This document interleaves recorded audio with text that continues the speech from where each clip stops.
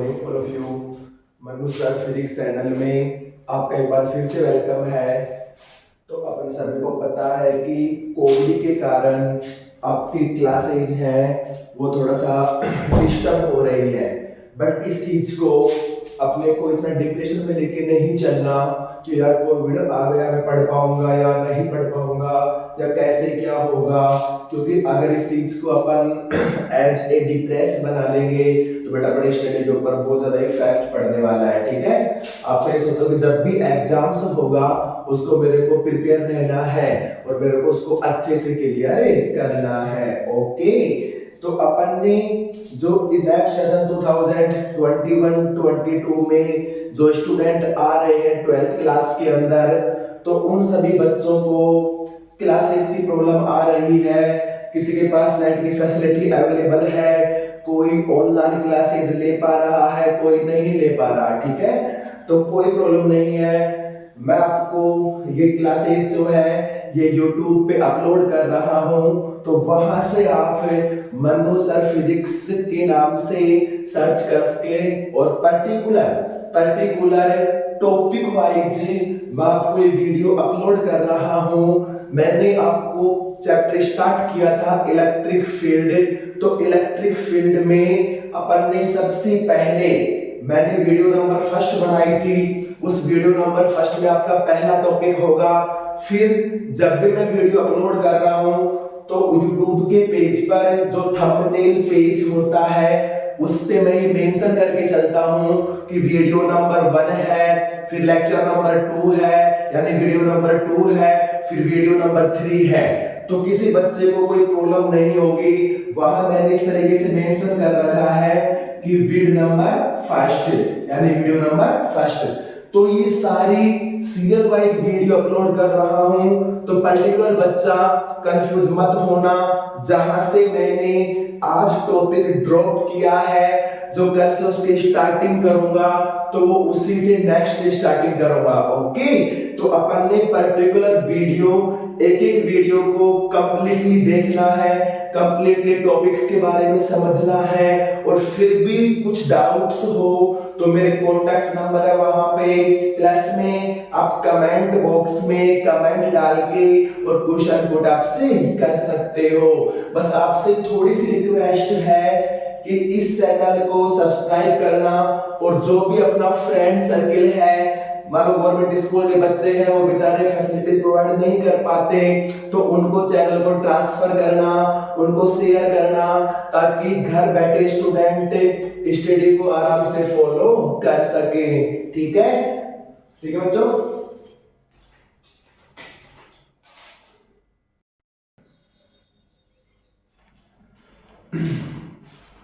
तो बेटा अपन ने कल मैंने वीडियो नंबर 3 अपलोड करी थी, आज जो वीडियो नंबर आएगी वो बेटा वीडियो नंबर 4 आएगी। ओके, तो कल अपन ने जो मैंने बताया था आपको टाइप्स ऑफ चार्ज के बारे में बताया था, और टाइप्स ऑफ चार्ज के बाद अपन ने ये पढ़ा था कि कंडक्टर क्या होता है और इंसुलेटर क्या होता है। तो दोनों पढ़ने पर अपन ने दोनों में डिफरेंस पता लगाया था कि कंडक्टर तो वो होता है जो करंट को फ्लो होने देता है, और इंसुलेटर वो होता है जो करंट को फ्लो नहीं होने देता, यानी पूरी की पूरी करंट को अपोज करता है।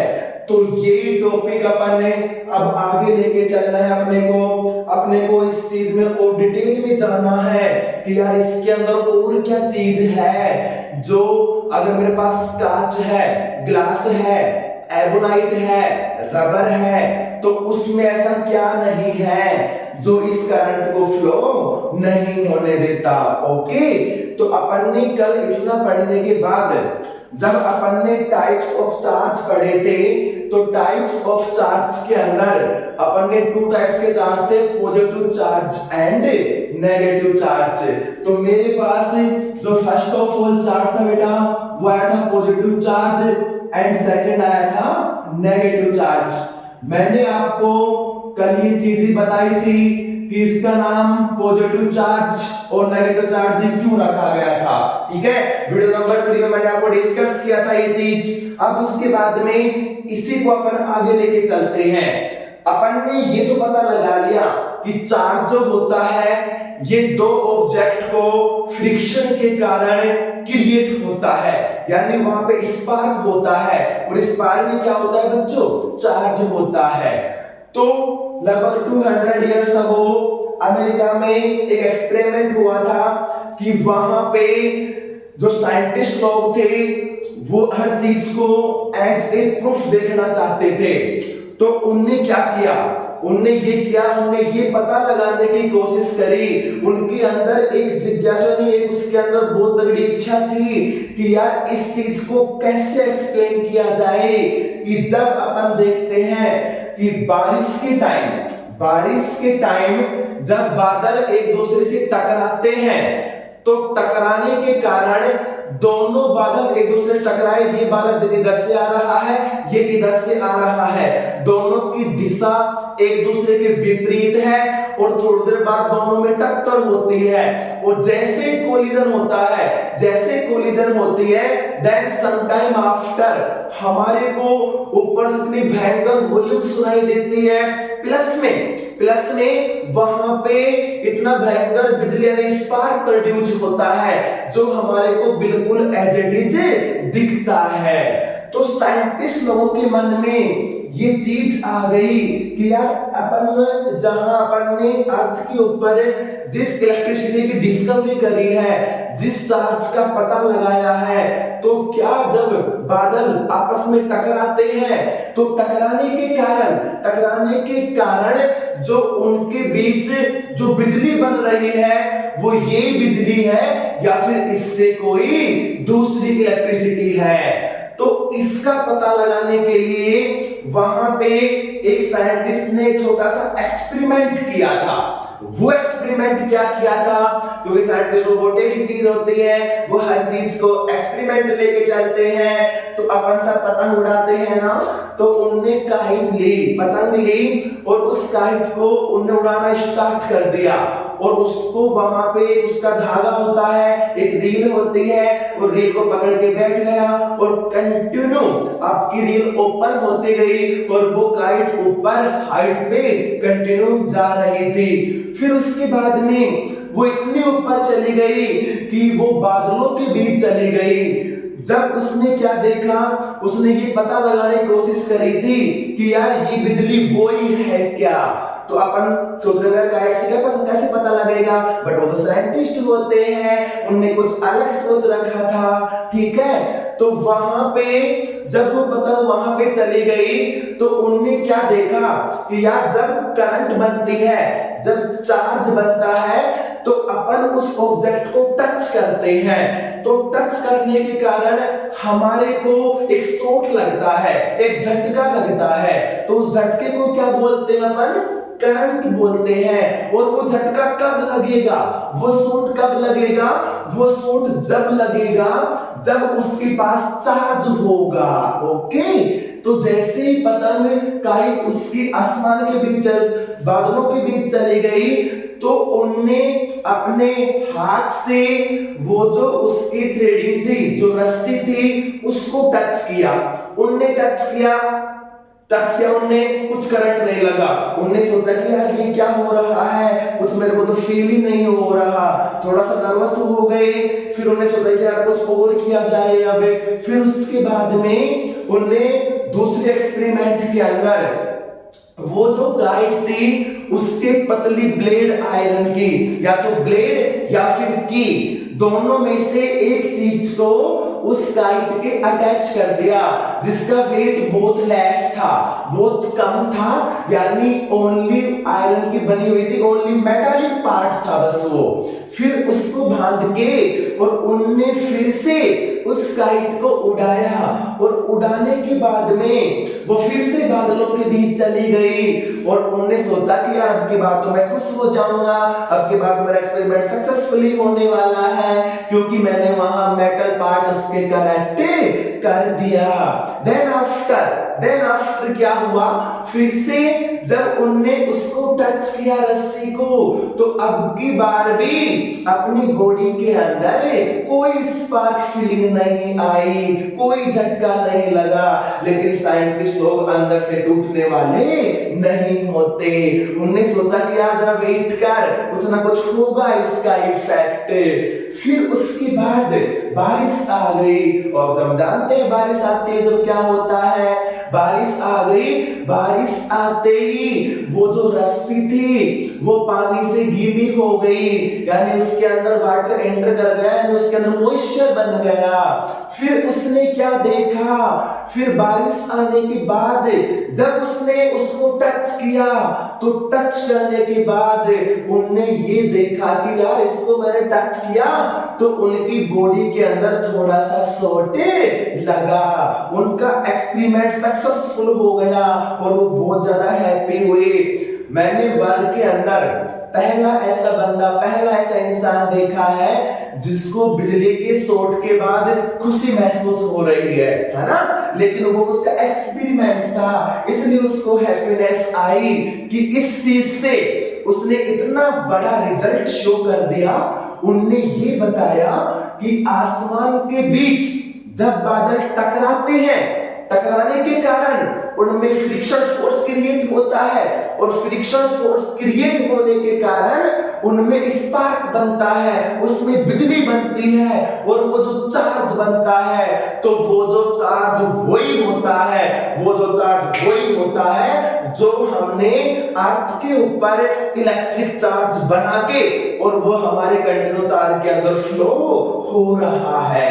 तो वो इलेक्ट्रिसिटी और ये इलेक्ट्रिसिटी दोनों कैसी है, सेम है। ओके, तो उसके बाद उस एक्सपेरिमेंट को बहुत ज्यादा फॉलो किया गया, और इस चीज से ये भी कॉन्सेप्ट क्लियर हो गया कि श्योर फ्रिक्शन के कारण ही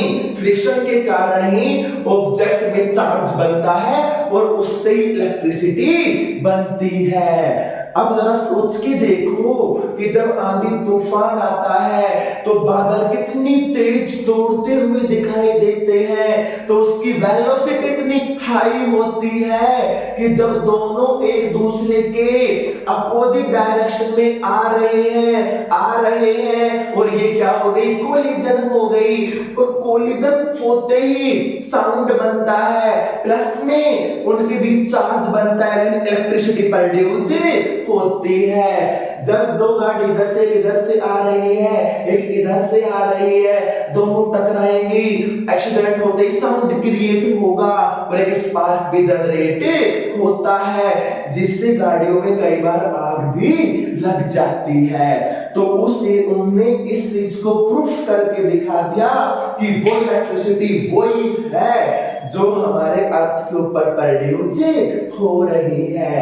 तो है ना फिजिक्स इंटरेस्टेबल सब्जेक्ट, बस थोड़ा सा इसमें इंटरेस्ट फॉलो किया करो कि यार ये ऐसा क्यों हुआ, कुछ तो कॉन्सेप्ट है इसका जिसके कारण ये ऐसा हो रहा है।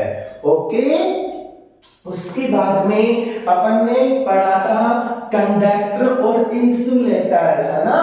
तो मैंने आपको कल थोड़ा सा बताया था कि कंडक्टर के बारे में, एक तो अपन ने बताया था कंडक्टर के बारे में, और एक मैंने बताया था आपको इंसुलेटर के बारे में, है ना। तो कल अपन ने ये पता लगा दिया था कि कंडक्टर क्या होता है और इंसुलेटर क्या होते हैं। सारे के सारे जो मेटल्स होते हैं वो सब क्या होती है बेटा, कंडक्टर होती है। एग्जांपल मेटल के जैसे एल्युमिनियम है, सिल्वर है, गोल्ड है, कॉपर है, ये सारी की सारी क्या है, मेटल्स है। तो सबके अंदर करंट का फ्लो होता है। हम देखते हैं कि हमारे घर के अंदर जो इलेक्ट्रिक सप्लाई आ रही है, तो पोल टू पोल आती है ना, एक पोल के बीच में 100 मीटर का डिस्टेंस होता है ना दोनों पोल्स के बीच में, तो वो जो वो जो वायर कनेक्ट होता है वो किसका होता है बच्चों? वो होता है एल्युमिनियम का। तो एल्युमिनियम क्या है? मेटल है। फिर जब अपन ने फैन को ओपन किया तो फैन में अपने को कॉपर मिला। तो यहाँ पे ये भी बात आएगी, ये चैप्टर नंबर 5 में बताऊंगा मैं कि यहाँ अपन कॉपर क्यों यूज करते हैं और वहां अपन एल्युमिनियम क्यों यूज करते हैं। ओके, क्योंकि इस चैप्टर का टॉपिक नहीं है। इस चैप्टर में ओनली इतना ही बताया गया है कि कंडक्टर क्या होते हैं और इंसुलेटर से क्या होते हैं, राइट। अब उसके बाद में अपन ने क्या देखा, एग्जाम्पल बता रहा हूं उसके में, जैसे ह्यूमन बॉडी क्या है बच्चों? ह्यूमन बॉडी क्या है? कंडक्टर है। अगर किसी को बिलीव नहीं है ना तो अपने एक घर के अंदर एक कील लेना, नेल्स लेना, उसको प्लग में लगाना, स्विच को ऑन कर लेना, थोड़ी देर में पता लग जाएगा आपको कि कंडक्टर है कि इंसुलेटर है। आप पे शॉर्ट होगा, आप ब्रेक डांस फॉलो करोगे और तुरंत नीचे गिर जाओगे। तो ह्यूमन बॉडी क्या है बच्चों? ह्यूमन बॉडी है एक कंडक्टर। इसके अलावा अर्थ भी क्या है? अर्थ भी क्या है? कंडक्टर की है। तो मेटल, ह्यूमन बॉडी, अर्थ और एसिड और जो बेस होते हैं केमिस्ट्री के अंदर, ये भी क्या होते हैं बच्चों? कंडक्टर होते हैं। और जितने भी एनिमल्स हैं ये भी क्या होते हैं? कंडक्टर होते हैं। अपन देखते हैं कि कई बार तार के ऊपर कबूतर बैठा हुआ है और दो कबूतर टच हो गए और टच होते ही दोनों वहीं पर बेचारे जल जाते हैं और नीचे गिर जाते हैं। तो उनकी बॉडी में भी क्या फ्लो हो रहा है? तो आंसर है करंट फ्लो हो रही है। और जो करंट फ्लो होते हैं वो क्या होता है? तो आंसर है कंडक्टर होते हैं, राइट। उसके बाद में अपन इंसुलेटर्स के एग्जांपल पे आएंगे। तो इंसुलेटर क्या होते हैं? जिसमें करंट फ्लो नहीं होती। तो मैंने आपको बताया ग्लास, फर्स्ट ऑफ ऑल कौन सा बच्चों? ग्लास है ना, ग्लास है। दूसरा रबर है आपका, थर्ड आपका एबोनाइट है, ओके। फोर्थ आपका प्लास्टिक है, फिफ्थ आपका पेपर है। तो ये सब के सब क्या है बच्चों? इंसुलेटर्स है। अपन देखते हैं कि अपने घर के अंदर जितने भी बोर्ड बने हुए हैं, तो क्या इस बोर्ड को आपने स्विच को प्रेस किया तो क्या आपके स्पार्क हुआ? आंसर है नो। क्यों नहीं हुआ? क्योंकि ये इंसुलेटर है। और ये किसके बने होते हैं? तो आंसर ये बैकेलाइट के बने होते हैं। तो बैकेलाइट भी क्या होती है बच्चों? इंसुलेटर्स होती है, राइट। दोनों के एग्जांपल पता लगा लिया अपन ने, ठीक है। अब इसका थोड़ा सा और डीपली उतरते हैं, यानी जितनी गहराई में उतरे उतना मजा आता है ना, तो थोड़ा सा और डीपली चलते हैं।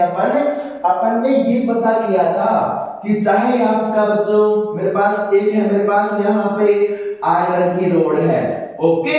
सेकंड मेरे पास प्लास्टिक की रोड है, ठीक है। अपन क्या कहते हैं कि every particles are made by atom. तो इसमें भी एटम है और इसमें बहुत सारे एटम्स हैं। और एटम में हर किसी में इलेक्ट्रॉन्स होता है जो कंटिन्यू न्यूक्लियस के अराउंड अपनी ऑर्बिट्स में रोटेटिंग करता है। तो अब सुनो जरा, इलेक्ट्रॉन प्लास्टिक में भी है, इलेक्ट्रॉन आयरन में भी है, बट इसको कंडक्टर क्यों बोल रहे हैं? इसको इंसुलेटर क्यों बोल रहे हैं? इसमें क्या है ऐसा जो करंट फ्लो हो रही है और इसमें करंट फ्लो नहीं हो रही? इलेक्ट्रॉन तो इसमें भी है ना, फिर करंट फ्लो क्यों नहीं हो रही? तो इसी चीज को मैं आपको डिटेल में बता रहा हूं। यहाँ पे एक वर्ड होता है फ्री। क्या वर्ड होता है? फ्री। अपन कहते हैं कि भाई फ्री कौन कौन है? तो इस टाइम आप सब फ्री हो, मजे से घर में पड़े हो, खाते हो, पीते हो, सो जाते हो। तो सबके सब कैसे आप फ्री हो, है ना। तो फ्री क्या होता है? जो घूमता हुआ डोले, जो एक तरीके से आवारा हो, यानी चारों तरफ घूमता हुआ डोले। तो अपन देखते हैं कि यानी वो सब्सटेंस, वो मेटल्स जिसके पास सबसे ज्यादा फ्री इलेक्ट्रॉन होंगे वो ही इलेक्ट्रिसिटी का सबसे गुड कंडक्टर कहलाएगा और उसी में सबसे अच्छे करंट फ्लो होती है। तो मेन कॉन्सेप्ट फ्री इलेक्ट्रॉन होने चाहिए, यानी क्या होने चाहिए? Free electron. तो जिसके पास फ्री इलेक्ट्रॉन होंगे उसमें करंट फ्लो होती है और जिसमें फ्री इलेक्ट्रॉन नहीं होते उसमें कोई करंट फ्लो नहीं होती। तो श्योर इंसुलेटर के पास ये फ्री इलेक्ट्रॉन नहीं होते। अब आप ये क्वेश्चन पुट अप करोगे कि सर ये फ्री इलेक्ट्रॉन कहां पाए जाते हैं, ये कहां रहते हैं? तो सुनो फ्री इलेक्ट्रॉन क्या होता है। फ्री इलेक्ट्रॉन ये होता है कि जैसे मैं यहाँ पे खड़ा हुआ हूं और एक स्टूडेंट मेरे यहाँ से 1 मीटर डिस्टेंस पे खड़ा हुआ है, दूसरा स्टूडेंट 2 मीटर पे, तीसरा स्टूडेंट 10 मीटर पे। तो मैंने इससे ये कहा तीनों से कि तुम मेरे अराउंड रोटेट करना स्टार्ट कर दो। तो 1 मीटर वाला तो यूं रोटेट करेगा जिसका रेडियस कम होगा, 2 मीटर वाला जिसका रेडियस ज्यादा हो जाएगा, 3 मीटर वाला उसका रेडियस और भी ज्यादा हो जाएगा। तो मैंने क्या देखा? मैंने ये देखा कि जैसे जैसे मेरे से वो जो डिस्टेंस उसका इंक्रीज हो रहा है वैसे वैसे वो मेरे से दूर जा रहे हैं और उसकी रेडियस भी इंक्रीज हो रही है। अब उसके बाद मैंने स्टूडेंट से क्वेश्चन पूछना पुटअप्स किया। तो मैंने पूछा कि जो नहीं बताएगा उसको मैं थप्पड़ मारूंगा, उसको मैं फोर्स अप्लाई करूंगा। तो पहले वाले ने, दूसरे वाले ने, तीसरे वाले ने, फर्स्ट वाले ने बता दिया, थर्ड वाले ने नहीं बताया। तो मैं क्या करूंगा? या फिर अपन फर्स्ट वाले ने नहीं बताया तो मैं तुरंत उससे थप्पड़ मार दूंगा, मेरे पास है, मेरे नियरेस्ट है, तो मैं उसके ऊपर फोर्स अप्लाई कर सकता हूं क्योंकि डिस्टेंस क्या है मेरी? कम है। और जो मेरे से 10 मीटर डिस्टेंस पे है उसको मेरे को फोर्स अप्लाई नहीं कर सकता क्योंकि इसका डिस्टेंस ज्यादा है। तो अपन ने ये पढ़ा है कि आपका जो फोर्स होता है और जो डिस्टेंस होती है वो एक दूसरे के डायरेक्टली प्रोपोर्शनल नहीं होके वो इनवर्सली प्रोपोर्शनल होती है। ओके, इनवर्सली प्रोपोर्शनल एक होता है बेटा डायरेक्टली, एक होता है इनवर्सली। तो ये एफ प्रोपोर्शनल एम लिखा मैंने, तो ये कैसा है बेटा? डायरेक्टली। यानी अपन मास ऑफ ऑब्जेक्ट का मास इंक्रीज करेंगे तो फोर्स भी कैसे करना पड़ेगा बेटा? इंक्रीज करना पड़ेगा। कैसे? मेरे पास यहाँ पे एक बॉक्स है, वो है 10 किलोग्राम का। आपका फर्स्ट बॉक्स है यहाँ पे 10 किलोग्राम का। मैंने इसके ऊपर फोर्स अप्लाई किया 1 न्यूटन और ये बॉक्स चल के यहाँ आ गया, इसकी पोजीशन में चेंज आ गया। उसके बाद में आपका बॉक्स है यहाँ पे 20 किलोग्राम का। तो अब की बार बताओ मेरे को फोर्स इंक्रीज करूं कि डिक्रीज करूं? तो आंसर है इंक्रीज करना पड़ेगा। क्यों करना पड़ेगा? क्योंकि मास इंक्रीज हो गया और मेरी एनर्जी इस पे ज्यादा लगानी पड़ेगी। तो मैंने अब की बार इसके ऊपर 2 न्यूटन फोर्स अप्लाई किया। फिर मेरे पास बॉक्स आ गया 30 किलोग्राम का, तो मैंने अब की बार इसके ऊपर 3 न्यूटन फोर्स अप्लाई किया। तो मैंने क्या देखा कि जैसे जैसे मास इंक्रीज हो रहा है वैसे वैसे इस फोर्स को भी इंक्रीज करना पड़ेगा। तो इसको बोलते हैं डायरेक्टली प्रोपोर्शनल, यानी दोनों ऑब्जेक्ट एक दूसरे के साथ इंक्रीज हो रहे हैं, डिक्रीज हो रहे हैं, तो that is called directly proportional. जैसे मेरे को बताओ कि फोर्स और वेलोसिटी डायरेक्टली है कि इनवर्सली है? तो आंसर डायरेक्टली है। अपन जैसे जैसे साइकिल के पेडल तेज लगाएंगे वैसे वैसे साइकिल की वेलोसिटी इंक्रीज होगी। तो इसलिए आपका F proportional we.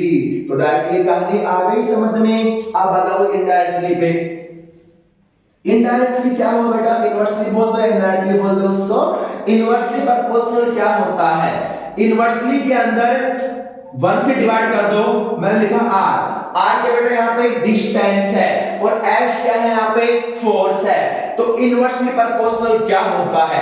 Inversely proportional वो होता है जिसमें एक क्वांटिटी तो इंक्रीज होती है और सेकंड क्वांटिटी डिक्रीज होती है। तो मैंने देखा कि यार अगर यहां से r को मैं इंक्रीज करूंगा तो f क्या होगी बच्चों? डिक्रीज होगा, और अगर r डिक्रीज होगा तो f क्या होगा बच्चों? इंक्रीज होगा, है ना? एक दूसरे के अपोजिट है ना दोनों, तो इसको बोलते हैं इनवर्सली प्रोपोर्शनल। ओके, ये चीज एग्जांपल से समझाऊं आपको मैं। जैसे मेरे पास यहाँ पे ये मैग्नेट है और मैग्नेट के पास एक प्रॉपर्टी होती है कि वो मेटल को अपनी तरफ अट्रैक्ट करता है, अपनी तरफ खींचता है। तो इस मैग्नेट है और यहाँ पे निडल है, लोहे की निडल है, आयरन की निडल है। इन दोनों के बीच का डिस्टेंस अभी तक सपोज करो दोनों के बीच का डिस्टेंस 2 फीट है, 2 फीट है ना, 2 फीट है। उसके बाद में ये मैग्नेट पास प्रॉपर्टी है कि मैग्नेटिक फील्ड लाइन लगा के ये इसको अपनी तरफ अट्रैक्ट करता है। मैंने देखा कि यार अट्रैक्ट तो हो ही नहीं रहा, तो ये आपकी निडल रही। तो मैंने फिर क्या देखा, इन दोनों के बीच के डिस्टेंस को डिक्रीज किया, यानी अब डिस्टेंस कितना हो गया बेटा? 1 फीट हो गया। मैंने क्या देखा कि अब की बार ये मैग्नेट की निडल मूव करने लग गई, तो श्योर इसके ऊपर फोर्स अप्लाई हो गया ना। फिजिक्स क्या कहती है? फिजिक्स ये कहती है कि ऑब्जेक्ट मूव करने लग जाए तो उसके ऊपर क्या अप्लाई हो गया? फोर्स अप्लाई हो गया। तो मैं तो फोर्स अप्लाई कर नहीं रहा है यहाँ कौन अप्लाई कर रहा है? तो आंसर है मैग्नेट। कब अप्लाई किया? जब इसके डिस्टेंस को डिक्रीज किया और डिक्रीज किया, ये इसके पास आके चिपक गया। ओके, तो मैंने क्या देखा कि यार जैसे जैसे डिस्टेंस को डिक्रीज कर रहा हूं वैसे वैसे फोर्स इंक्रीज हो रहा है। इसलिए फोर्स और डिस्टेंस एक दूसरे कैसे होते हैं बेटा? इनवर्सली होते हैं। अर्थ ग्रेविटेशनल फोर्स अप्लाई करती है ना ऑब्जेक्ट पे। एक ऑब्जेक्ट 10 मीटर डिस्टेंस पे रखा हुआ है, दूसरा ऑब्जेक्ट 20 पे रखा हुआ है, तीसरा 40 पे रखा हुआ है। तो अब डिस्टेंस कम, वहां ग्रेविटेशनल फोर्स ज्यादा। तो सबसे ज्यादा ग्रेविटेशनल फोर्स कौन सा ऑब्जेक्ट फील करेगा? तो आंसर है फर्स्ट, क्योंकि इसका डिस्टेंस ओनली 10 मीटर है ना, इसका 20 है और उसका 30 है। तो अपन क्या देख रहे हैं, जैसे जैसे अर्थ के सरफेस से अपन हाइट पे जाएंगे डिस्टेंस इंक्रीज होगा, वैसे वैसे फोर्स की क्वांटिटी क्या होगी बच्चों? डिक्रीज होगी। इसलिए distance increase then force decrease and distance decrease then force increase. तो इसको बोलते हैं अपन इनवर्सली प्रोपोर्शनल।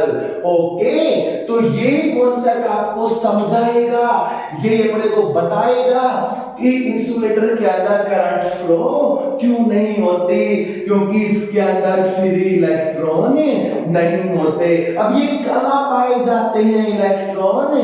तो अपन ये देखते हैं कि जो एटम होता है, परमाणु होता है, ये मेरे पास परमाणु है और इसके बीच में क्या होता है बेटा? न्यूक्लियस होता है। न्यूक्लियस के inward proton, then positive charge and neutron, then neutral and electron are revolving around to nucleus. Okay, अब ये अपने अपने ऑर्बिट्स के अंदर घूमते हैं ना, सबकी ऑर्बिट डिफरेंट होती है। तो फ्री इलेक्ट्रॉन क्या होंगे? सुनो, एक इलेक्ट्रॉन यहां घूम रहा है, दूसरा यहां घूम रहा है, मैं यहां बना रहा हूं इसको। एक तो यहां घूम रहा है, दूसरा यहां, तीसरा यहां, चौथा यहां, पांचवा यहां और छठा यहां। तो अपन ने क्या देखा, ये न्यूक्लियस था ना बच्चों, ये पहली ऑर्बिट, ये दूसरी ऑर्बिट, ये थर्ड ऑर्बिट, ये फोर्थ ऑर्बिट। तो एक इलेक्ट्रॉन तो यहां चक्कर लगा रहा है, एक यहां और एक यहां। उसके बाद में न्यूक्लियस जो होता है वो कौन सा फोर्स अप्लाई करता है? तो आंसर है न्यूक्लियर फोर्स अप्लाई करता है। तो उसने इसको फोर्स लगाया और ये गोल गोल घूमने लग गया, इसको फोर्स लगाया, ये भी कंटिन्यू घूम रहा है, उसके बाद इसको लगाया, इसको लगाया। अब सुनो, इसकी डिस्टेंस फर्स्ट ऑर्बिट की यहां से सपोज करो कुछ पॉइंट बहुत स्मॉल होगी, मैं समझाने के लिए थोड़ा लास्ट बता रहा हूं आपको। ये 1 सेंटीमीटर है, ये 2 सेंटीमीटर है, ये 3 सेंटीमीटर है, ये 4 सेंटीमीटर है। तो अब सुनो, सबसे कम डिस्टेंस इस वाले की है ना, तो इसके ऊपर फोर्स कैसा होगा बेटा, सबसे ज्यादा होगा। तो क्या ये फ्री बनेगा? आंसर है नो, क्योंकि इसको तो पकड़ के बैठा रखा है, इसको तो फ्री बनने ही नहीं दे रहा। 2 पे भी फोर्स लग रहा है, 3 पे भी फोर्स लग रहा है, ये फ्री होने की कोशिश कर रहा है, क्योंकि डिस्टेंस इंक्रीज हो गया ना। We know that then R increase then F decrease. तो इसके ऊपर अगर 2 न्यूटन फोर्स लग रहा है, इसके ऊपर 1.5 लगेगा, इसके ऊपर 1 लगेगा, इसके ऊपर पॉइंटों में लगेगा, तो इसके आगे और भी ऑर्बिट आएगी। तो सपोज करो यहाँ पे कोई इलेक्ट्रॉन्स है और उसका डिस्टेंस बहुत ज्यादा है, तो फोर्स की क्वांटिटी कैसे हुई बेटा? 0 हो गई। इसलिए इसको अपन कौन सा इलेक्ट्रॉन बोल देंगे? Free electron. और ये जो फ्री इलेक्ट्रॉन होता है, ये होता है चार्ज कैरियर। और फ्री इलेक्ट्रॉन किसमें नहीं होंगे? उसमें कोई करंट फ्लो नहीं होगी। Concept is clear? आ रहा है मचा? तो अपन ने क्या देखा कि जिसके पास फ्री इलेक्ट्रॉन है वही करंट को फ्लो कर रहा है। तो जरा समझ जाओ तुम कि इंसुलेटर के पास फ्री इलेक्ट्रॉन नहीं होते। जो इसके न्यूक्लियस के पास में इलेक्ट्रॉन घूमता है उसको बोलते हैं बाउंड इलेक्ट्रॉन। बाउंड मतलब बंधे रहना। और जो इसके दूर है उसको बोलते हैं फ्री इलेक्ट्रॉन। इसलिए सीधा सा कॉन्सेप्ट है इसका, कोई क्रिटिकल कॉन्सेप्ट नहीं है, सीधा सा कॉन्सेप्ट इसका ये है, यानी जिसके पास फ्री इलेक्ट्रॉन होंगे उसमें करंट फ्लो होगी, और जो फ्री इलेक्ट्रॉन नहीं होंगे उसमें कोई करंट फ्लो नहीं होगी। तो जिसके पास होंगे उसको कंडक्टर, और जिसमें नहीं होंगे उसको इंसुलेटर बोलेंगे। राइट? अब इसके बाद में अपन और आगे आते हैं इसमें। अब इसमें बात ये आती है कि भाई इसको इंसुलेटर अपने पास क्या यूज, इनका क्या यूज है, क्यों बनाया फिर इसको? तो आंसर है अर्थ के ऊपर जो भी है ना हर किसी का यूज होता है। कैसे? अपने कोई भी सब्सटेंस बनाया हर जगह उसकी इंपॉर्टेंस होती है। अगर इंसुलेटर नहीं होता तो क्या अपन स्विच को जला लेते, फैन चला लेते? आंसर है नो, क्योंकि अपन हाथ लगाते और अपन खुद भी कंडक्टर है और वहीं की वहीं हिल के नीचे गिर जाते, फिर ऊपर चले जाते, है ना? तो अपन ने क्या देखा कि इंसुलेटर भी होना जरूरी है। अगर इंसुलेटर नहीं होता तो जब अपने घर पे इलेक्ट्रिक सप्लाई आ रही है तो वो इलेक्ट्रिक सप्लाई कभी भी नहीं आ पाती। आप जरा माइंड लगाओ क्यों नहीं आ पाती, तो मैं बता रहा हूं यहां क्यों नहीं आ पाती। अपन ये देखते हैं कि हर चीज की इंपॉर्टेंस होती है। ओके, हर चीज की क्या होती है बच्चों? इंपॉर्टेंस होती है। कैसे इंपॉर्टेंस होती है अपन सभी जानते हैं इसके बारे में। जैसे मैंने आपसे ये कहा, आप कोई बाइक परचेज करने गए तो बहुत हैवी बाइक आपकी है ना, बहुत स्पोर्ट्स बाइक आपकी, तो आपने उससे कहा कि भाई कितने की है? उसने बताया भाई ये 2 लाख रुपीस की है। वो बताएगा भाई इसके अंदर क्या खासियत है, इसी क्या क्वालिटी है तो 2 लाख रुपए खर्च करूंगा मैं।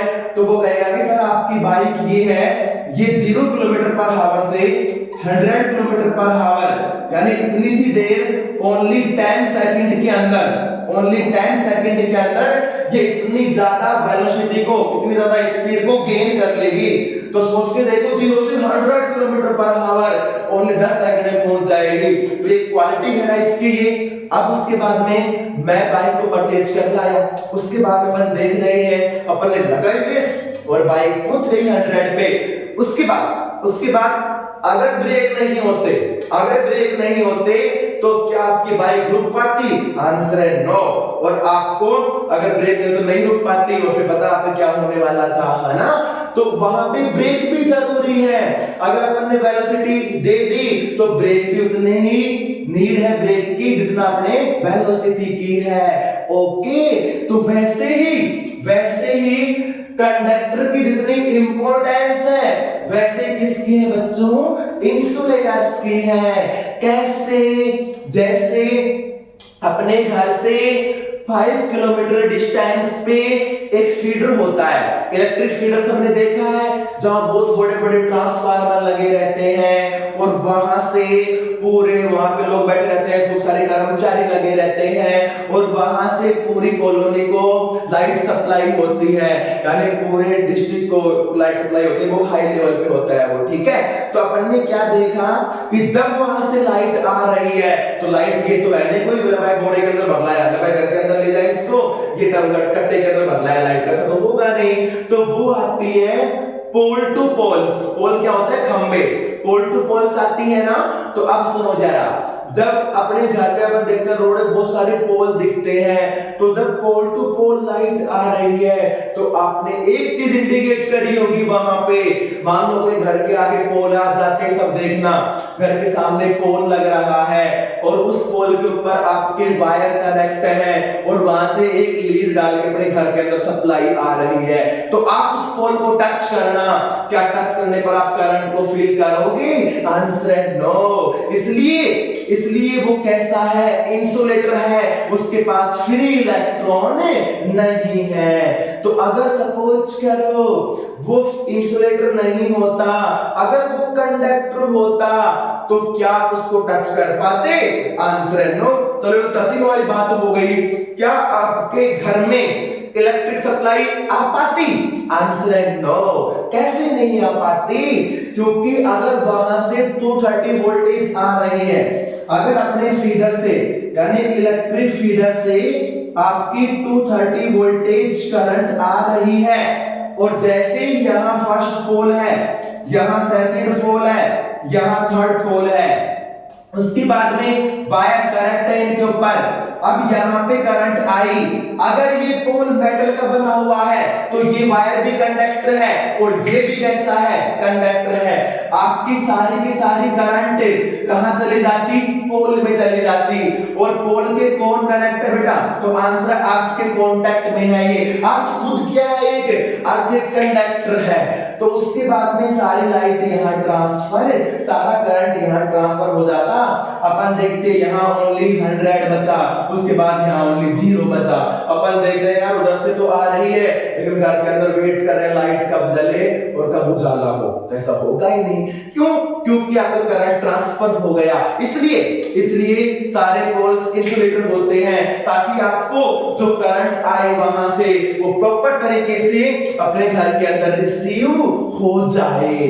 उसके अलावा आपने और देखी होंगी जो पोल होता है ना, जहां पे वायर ऐसे कनेक्ट होता है वो तार ऊपर, वो मोडिया बोलते हैं उनको, वो भी किसकी बनी होती है? इंसुलेटर की बनी होती है, ताकि बिल्कुल भी करंट का लॉस नहीं हो, थोड़ा बहुत लॉस हो बस तो रेजिस्टेंस में कन्वर्ट हो जाएगा।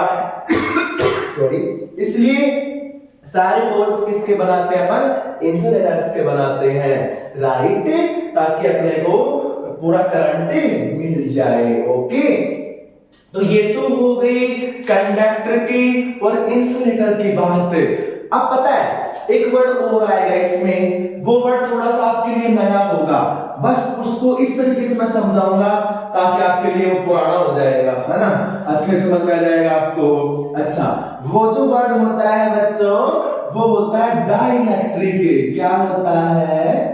वो होता है डाइलेक्ट्रिक, है ना, उसको बोलते हैं डाइलेक्ट्रिक सब्सटेंस।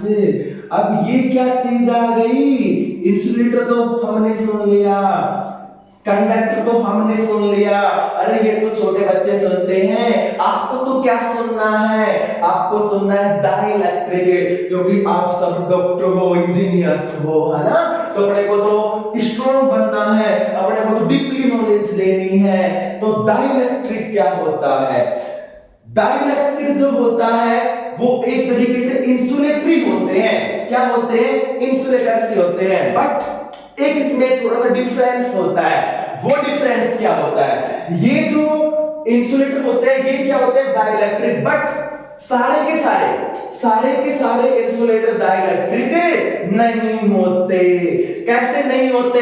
सुनो, डाइलेक्ट्रिक वो सब्सटेंस होता है जो होता तो इंसुलेटर है, बट अपन उसके अंदर कुछ ऐसा प्रोसेस करेंगे कि वो जब उस प्रोसेस को अप्लाई करेंगे डाइलेक्ट्रिक सब्सटेंस पे, तो वो खुद को यानी उसके खुद के अंदर किसके जैसा प्रॉपर्टी आ जाएगी, आंसर कंडक्टर जैसा, और वो खुद को क्या समझने लग जाएगा, कंडक्टर समझने लग जाएगा।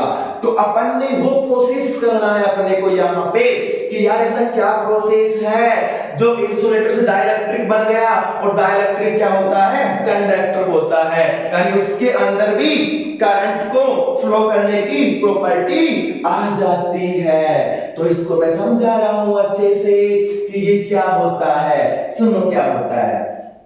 अपने घर वाले कहते हैं कि बेटे कभी भी अच्छी संगत में बैठना, कभी भी बुरी संगत में मत बैठना, वरना एक बार बुरी संगत का असर आ गया तो लाइफ काम नहीं जाएगा।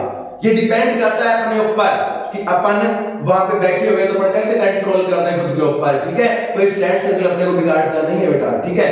कैसे, लेकिन जब अपन डेली उनके साथ रह रहे हैं, डेली उनकी एक्टिविटीज को देख रहे हैं, डेली उनके साथ घूम फिर रहे हैं, खा पी रहे हैं, तो अपना मन भी करेगा कि यार इसको मैं भी एक बार चख के देख लूं, मैं भी एक बार स्मोकिंग करके देख लूं क्या चीज है ये, मैं भी ड्रिंक करके देख लूं क्या चीज है ये। तो ऐसे उनकी संगत में रहने से अपने को धीरे धीरे लत लग जाएगी। जैसे मैं सो गए ना, मुझे तो तेरी लत लग गई है ना, तो वो वाली कंडीशन हो जाएगी यहाँ पे, अपने को लत लग जाएगी उस चीज की। तो अपन उनके जैसा ही बन जाएंगे। तो वहां कहते हैं वहां किसका असर है, वो संगत का असर है ना। बट ये संगत का असर भी नहीं होना चाहिए। एक मेरे पास थोड़ा सा मोटिवेशनल दो लाइन है। अगर संगत का असर होता, अच्छे सुना इसको, अगर संगत का असर होता तो साहब फूल, गुलाब का फूल और कांटे एक साथ रहते हैं। अगर संगत का ही असर होता ना तो कांटों को तो महकना आ जाता और फूलों को चुभना आ जाता। वो तो दिन रात एक साथ रहते हैं। ये खुद के ऊपर होता है कि अपन संगत का असर होने दे कि नहीं होने दे। लेकिन फिजिक्स के अंदर संगत का असर हो गया। ये कैसे हो गया, सुनो कैसे हो गया। जैसे मैंने क्या किया, मैंने ये किया कि यहां मेरे पास इलेक्ट्रिक फील्ड है, और जो अभी आगे आएगा, इलेक्ट्रिक फील्ड लाइन जो होती है वो पॉजिटिव से स्टार्ट होती है और नेगेटिव चार्ज में एंटर करती है, यानी direction of electric field line positive to negative. उसके बाद में सपोज करो इधर से एक पाइप है और वो पाइप में से पानी आ रहा है, इधर से भी एक पाइप है उसमें से पानी आ रहा है। मैं उन दोनों के बीच में खड़ा हो गया तो क्या मैं गीला नहीं होऊंगा? आंसर होऊंगा, क्योंकि पानी मेरे से टकराएगा और टकराते ही मैं पूरा गीला हो जाऊंगा। बचने की कोशिश करूंगा, ऐसे होऊंगा, बट कंडीशन आएगी कि एक बार मेरे को टकराना पड़ेगा उसके। तो वैसे ही जब इलेक्ट्रिक फील्ड लाइन आपकी पॉजिटिव से स्टार्ट होगी, नेगेटिव में जाती है, positive to negative, that electric field line direction is positive to negative. अब मैंने क्या किया, जरा गौर से देखना। ये मेरे पास कोई इंसुलेटर है, सपोज करो ये माइका। इंसुलेटर का एग्जांपल क्या क्या होते हैं? माइका होती है, माइका मतलब एक सब्सटेंस होता है माइका, वो माइका नहीं है मम्मी वाला माइका, ठीक है। माइका होता है, ये इंसुलेटर जैसा बिहेव करता है। आपका पेपर है, ये भी इंसुलेटर जैसा बिहेव करता है। बट ये दोनों क्या बन जाते हैं? डाइलेक्ट्रिक बन जाते हैं। कैसे बन जाते हैं? सुनो, मैंने इस सब्सटेंस को यहां रख दिया। अब सुनना क्या होगा। अब ये होगा कि जैसे इलेक्ट्रिक फील्ड लाइन आएगी, इस पे टकराएगी और निकल जाएगी, टकराएगी और निकल जाएगी। तो अगर मैंने इसको 2 दिन तक रखा लैब के अंदर अपन एक्सपेरिमेंट करते हैं, मैंने 2 दिन तक एक इंसुलेटर को उसके बीच में रख दिया। अब क्या होगा? बार बार उसके टकरा रही इलेक्ट्रिक फील्ड लाइन, तो वो खुद के अंदर वो एक इंड्यूस करंट क्रिएट कर देगा। इंड्यूस क्या होता है? प्रेरित करके करंट बनाना, यानी उसको इंड्यूस करके उसको जबरदस्ती उसके अंदर करंट को लेके आना, वो होता है इंड्यूस। तो अगर सपोज करो ये सब्सटेंस रखा हुआ है, इसके अंदर बहुत सारे क्या है? एटम है। एटम उसके पास प्लस माइनस है, प्रोटॉन प्लस है, neutron neutron is neutral, and proton plus and electron are negative charge. तो इसमें क्या होगा, ये जो पॉजिटिव है ये प्लस माइनस यू बिखरे पड़े इसके अंदर, यू बिखरे पड़े हैं, लेकिन फ्री इलेक्ट्रॉन नहीं है इसलिए इंसुलेटर है। कभी सोचो सर ये भी फिर इंसुलेटर क्यों है? ओके, तो अब सुनो, ये जो पॉजिटिव है ये अपनी तरफ किसको अट्रैक्ट करेगा? आंसर नेगेटिव को, क्योंकि अट्रैक्शन फोर्स लगाएगा ना। तो ये सारे जो नेगेटिव चार्ज हैं वो कहां आ जाएंगे बच्चों? वो यहां आ जाएंगे, नेगेटिव चार्ज यहां पे, है ना। और सारे पॉजिटिव चार्ज हैं वो कौन अट्रैक्ट कर लेगा? ये वाला नेगेटिव। तो इस साइड में कौन से आ गए? पॉजिटिव चार्ज आ गए। तो अब सुनो, इस पॉजिटिव ने इस नेगेटिव को अट्रैक्ट कर लिया, then between attraction force, because the two charge property are different. इसने नेगेटिव ने इसको अट्रैक्ट कर लिया, पॉजिटिव अपनी तरफ अट्रैक्ट कर लिया। तो अब सुनना जरा, अब डायरेक्शन आपकी plus two minus electric field की। अब उसके बाद में इसके अंदर जब बार-बार अपने इलेक्ट्रिक करंट इसको दे रहे हैं, इलेक्ट्रिक फील्ड लाइन जा रही है, तो ये खुद के अंदर एक इंड्यूस करंट यानी इंड्यूस इलेक्ट्रिक फील्ड क्रिएट कर लेता है, जिसकी डायरेक्शन कौन सी होगी? ये वाली होगी। तो इसको बोलते हैं अपन इंड्यूस इलेक्ट्रिक फील्ड यानी इंड्यूस करंट। ओके, तो ये क्या बन गया? डाइलेक्ट्रिक। और डाइलेक्ट्रिक बनते किसके जैसा बिहेव करने लग गया? तो आंसर है कंडक्टर जैसा बिहेव करने लग गया। ओके, तो अपन ने क्या देखा कि कंडक्टर होता है, इंसुलेटर होता है और डाइलेक्ट्रिक होता है। डाइलेक्ट्रिक को कंटिन्यू इलेक्ट्रिक फील्ड अप्लाई करने पर उसके सरफेस पे चार्ज क्रिएट हो जाता है और किसके जैसा बिहेव करने लग जाएगा? कंडक्टर जैसा बिहेव करने लग जाएगा।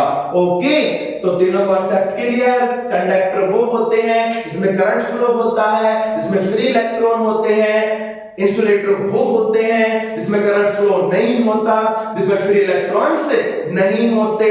ग्लास, एबोनाइट, रबर, पेपर, ये सब के सब क्या है बेटा? इंसुलेटर्स हैं। And metal, human body, earth, acid, base, ये सब क्या है? कंडक्टर हैं। एंड डाइलेक्ट्रिक सब्सटेंस कौन कौन से? माइका है ना, ऑयल है, इसके अलावा अपने पास पेपर है, ये सब के सब क्या है? डाइलेक्ट्रिक है। ठीक है, तो तीनों में मैंने आपको बहुत डिटेल से समझाया है, तो कभी अपने माइंड से इस चीज को नहीं भूलना है आपको, आपकी याददाश्त चली जाएगी, बट वहां करते रहोगे कंडक्टर, इंसुलेटर और डाइलेक्ट्रिक। ओके, तो इसको अच्छे से पढ़ना है इसको। ठीक है, अब इसके बाद में जो आपका नेक्स्ट टॉपिक आने वाला है वो इस चैप्टर का नेक्स्ट टॉपिक होगा। ओके, जिसको मैं अभी आपको समझाने वाला हूं। Right,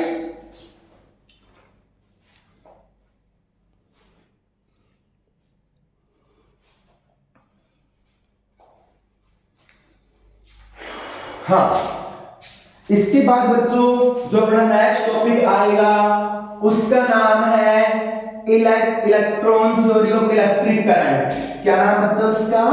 electron theory of electric current. ये कोई नई चीज नहीं है, इसके बारे में आपने बहुत अच्छे से स्टडी कर रखी है। तो इस टॉपिक का नाम है electron theory of electric current.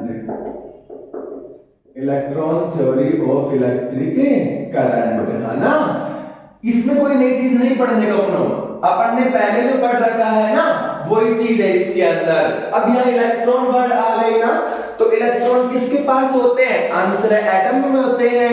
सबसे पहले एटम के बारे में किसने बताया था? तो आंसर डाल्टन ने बताया था। इसके बाद कौन आया? तो जे थॉमसन आए थे, जिसने वाटरमेलन के कुछ बीज लिए थे, बताया था उसको।